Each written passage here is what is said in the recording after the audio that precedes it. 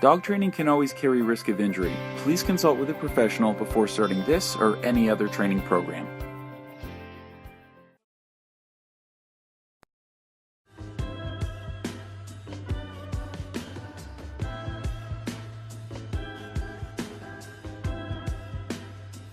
Hey everyone, my name is Ted Efsimiadis. I'm a professional dog trainer based in Halifax, Nova Scotia, Canada, and thanks for checking out this Udemy course.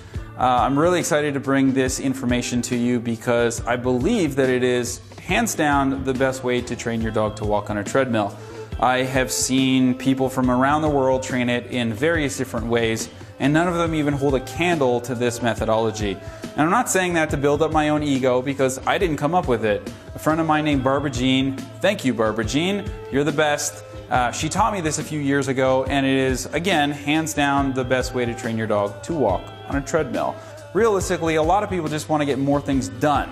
So, some people want to be able to do their emails while their dog is, burning off some energy next to them on the treadmill.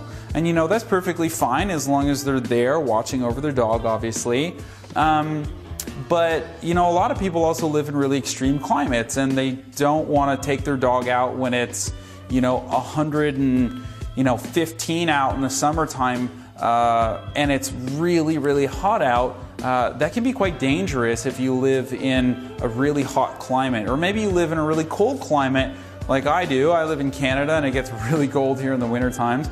And a lot of my clients' dogs who have boxers and some of the shorter haired breeds, the dogs don't even want to go out, and it's realistically not all that safe to be taking the dogs out when it gets really, really cold. So some people, they just don't want to take their dogs out because it's really extreme outside. So there's plenty of different reasons why you might want to train your dog to walk on a treadmill. And this course is going to show you how to do that. It is absolutely critical that you never, ever, ever, ever, ever, ever, ever, ever, ever, ever leave a dog unattended on a treadmill. Ever. I know I said that about 1 million times. Not all treadmills are created equally. There's lots of different variations. Some of them have lots of little bells and whistles, and some of them not so much. You don't need something really complicated, really. The big thing that you want to be focused on is the size of the belt. So the width is not all that important. Unless you have a dog who has really, really broad shoulders, let's say like a Mastiff, you might want a belt that's going to be relatively wide, or maybe a little bit wider than a standard treadmill. But really, for the most part, most of the dogs that I've worked with, I'd say all the dogs that I've trained on the treadmill, they've been perfectly fine with a standard size belt. The width is not all that important. The length of it is actually very important. You got to remember that if you've got a large dog, then they're going to want to be able to kind of open up their movement when they got on that treadmill. If not, if it's a little bit too short, they're going to be restricting their range of motion. It's going to be really, really awkward. So if you have a really small dog, let's say you have a Boston Terrier or a Yorkie or something like that, it's going to be perfectly fine, to just get any treadmill. But if you've got a dog that's, let's say, a German Shepherd or a Boxer or, any medium to large size dog, especially a Greyhound, like a dog with really long legs, then you want to be making sure that whatever treadmill you buy, whether it's new or used, that you're buying one that's going to be the right length so that your dog can go on the treadmill and be really comfortable and not be restricting its range of motion. That's really critical. So the other thing that you're going to be needing 2 martingale collars. And these martingale collars are great because not only do they close up a little bit and tighten, but they also release really nicely as well too. We're going to be using 2 of them. One will be focused on the left side of your dog's neck, and one on the right side of your dog's neck, so that they can't, shimmy to the left or to the right trying to get off in the beginning when they're learning and getting acclimated to it. Please do not cheap out and, try to just get 2 normal collars that you've got, sitting in your doggy bin by the front door.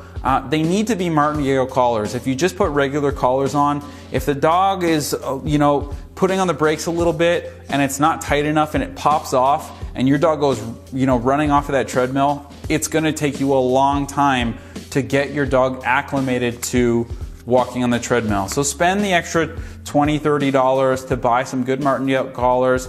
They don't even have to be great quality. You're not going to use them all that much. But buy a couple of martingale collars. They really do make a huge difference. You're also going to use either a slip lead, or you can swap it out for just a regular buckle collar with a regular leash. And what this is going to be used for is so that if the dog tries to go forward, we can restrict them from going forward. Typically all of these little things just happen in the beginning, the first, second sessions, and then the dogs just get on and they're like, this is great, I love this. But if you don't have access to a slip lead, then using a normal buckle collar, and what I refer to when I say buckle collar is, just any collar. It could be just normal leather collar, anything that just goes around there that doesn't cinch up or whatever. That's what we refer to as a buckle collar. So anything like that, as long as it's tightly fitted, because we don't want it popping off of their head. So that's important. So you're going to need your 2 martingales. You're going to need either a slip lead or just a traditional buckle collar and leash. And you're also going to need 2 cheap leashes. Now, I suggest going out to a dollar store in your area and just buying some really cheap leashes for $1 or $2 each, because we're going to attach these to the left and to the right side of the posts on your treadmill, and those will be connecting, of course, to our martingale collars. So those don't have to be anything fancy. Maybe if you got some old leashes at home that you've just been, they've just been kind of hanging out around your house and you haven't used them in a bunch of years, you could use those, put them to, give them a purpose. They don't have to be anything fancy at all. And then we're also going to be using some food or some treats, which we're going to talk about in our next segment.